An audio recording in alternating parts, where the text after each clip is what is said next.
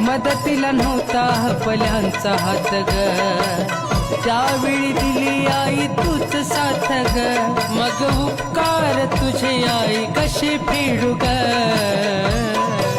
येडा माय कसे तुझे आभार मानू ग, येडा माय कसे तुझे आभार मानू ग.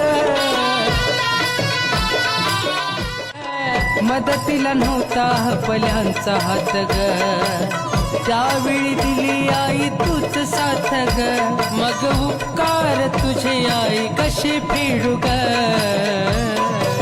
येडा माय कसे तुझे आभार मानू ग.